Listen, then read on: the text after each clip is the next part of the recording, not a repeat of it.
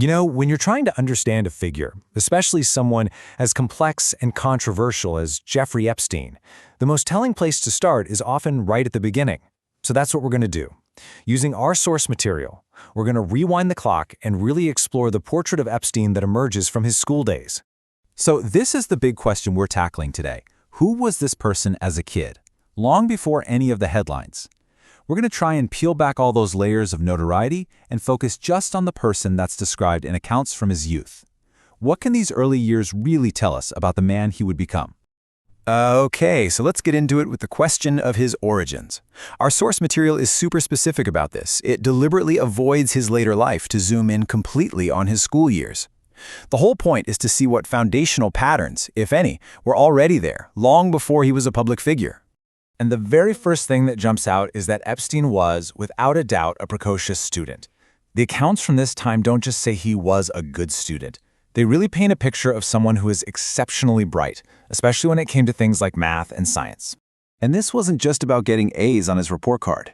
The material suggests he had a genuinely advanced understanding of really complex quantitative subjects that just made him different. To his teachers, to his classmates, it was totally clear. Academically, this kid was playing in a different league. But here's where the picture starts to get a lot more complicated. It's really a study in contrasts. The source material draws a very sharp line between his academic life and his social one. All that brilliance in the classroom, well, it just didn't seem to carry over into his relationships with other kids. And this is a really crucial point in understanding who he was back then. This slide just lays that core tension out perfectly. On one side, you've got the academic prodigy, right? The guy's solving tough problems, impressing the faculty. But on the other side, you've got the social outlier. The person described as arrogant, isolated, and just not getting along with his peers. The biggest takeaway from the source is that these aren't two different people. These are two sides of the same person, happening at the exact same time. And this quote, wow, it really gets to the heart of it. This idea, which comes up again and again in teacher accounts from the source, isn't just about him being a little shy. It points to something deeper, a kind of alienation, a sense that he was just completely disconnected from the social world happening around him, even while he was totally mastering the academic one. Now, this whole pattern, it just continues right into his high school years, where he took a very accelerated path. His time at Lafayette High School in Brooklyn was anything but typical, and it's here that we really start to see his ambition shape his life in a very real way.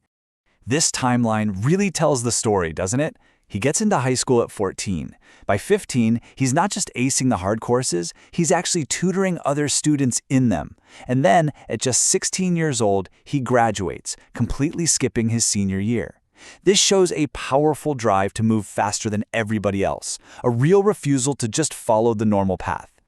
So, when you look back at this whole period, you can see the foundation is already set.